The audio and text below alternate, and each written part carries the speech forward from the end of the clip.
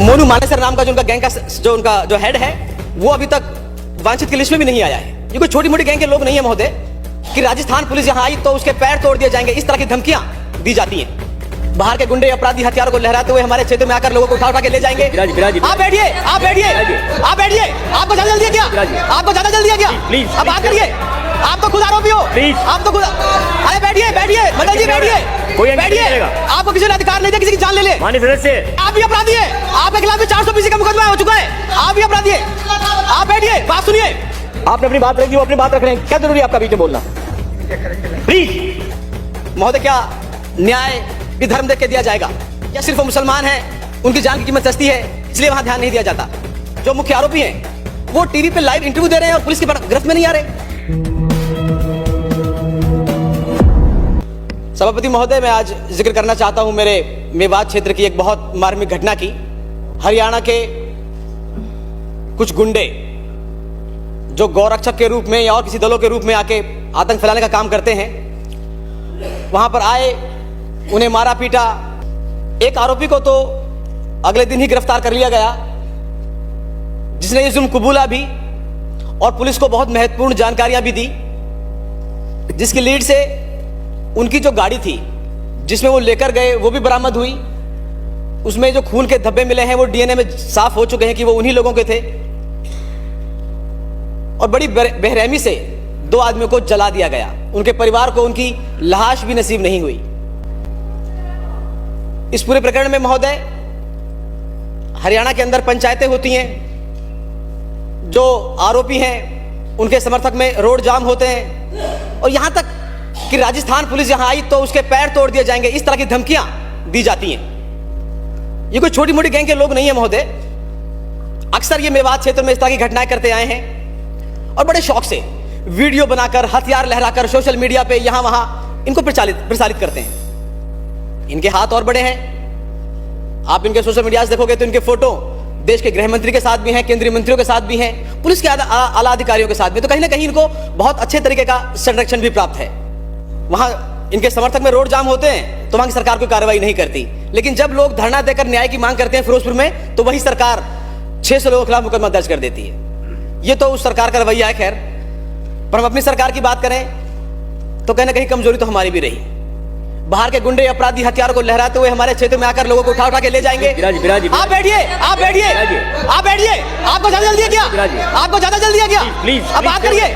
आप तो खुद आरोपी हो, प्लीज आप तो खुद। अरे बैठिए, बैठिए मदन जी, बैठिए, बैठिए। आपको किसी ने अधिकार नहीं दिया किसी की जान ले ले। माननीय सदस्य, आप भी अपराधी है, आपके खिलाफ भी 420 का मुकदमा हो चुका है, आप भी अपराधी है। आप बैठिए, बात सुनिए। मैं सीधा मंत्री महोदय को आमंत्रित करूंगा रिप्लाई के लिए। आप कोई नहीं बोल पाएंगे, बार बार इंटरव्यू करना जरूरी है आप लोगों का। यही बहुत बड़ी समस्या है। आप लोग तो बोल के यहाँ टूरिस्ट वीजा पे आते हैं, बोले और बाहर चले गए। लोग तो बाहर से बैठे रहते हैं शाम रात के 9 बजे तक। ये कौन बैठेगा यहाँ पर? क्यों इंटरव्यू करते हैं बार बार में आप? आपने अपनी बात रखी, वो अपनी बात रख रहे हैं, क्या जरूरी है आपका बीच में बोलना? प्लीज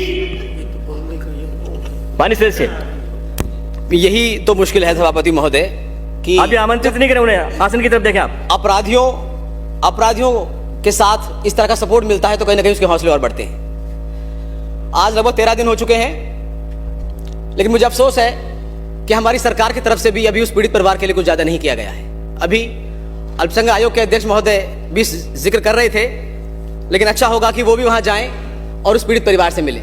उन दोनों की उम्र लगभग 30 साल के आसपास थी और उनकी आर्थिक स्थिति बहुत कमजोर है, कच्चे ही मकान है।